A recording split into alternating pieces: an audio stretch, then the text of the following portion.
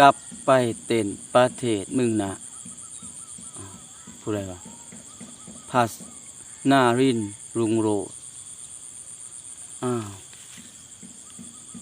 กลับไปเต้นประเทศมึงนะ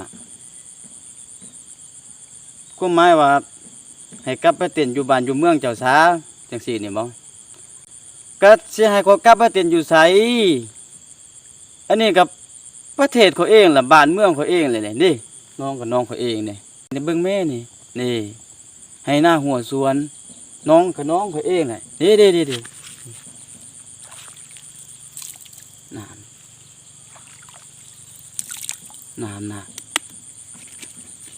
น้ำบ่ทันล้าง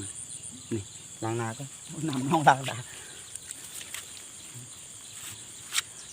ใช่ครับประเทศอยู่ไสอีกกับประเทศเขาเองเลยเนี่ยประเทศนี่เนาะ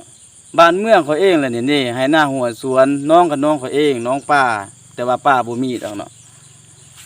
ให้กลับไปใส่อีกจะให้คอยซื้อตั๋วเครื่องบินเฮ็ดวีซ่าไปเต้นอยู่ไสอีกก็คอยเต้นอยู่ประเทศเขาเองแล้วให้คอยกลับมาเต้นอยู่ไสอีกโอ้เนาะสิคอมเมนต์กับเบิ่งแหน่ว่าเขาเต้นอยู่ไสเขาเต้นอยู่ประเทศเขาเองเลยให้เขากลับมาไสอีกหั่นน่ะมันยากเขาให้ง่ายบ่มีเงินนี่เนาะโอ้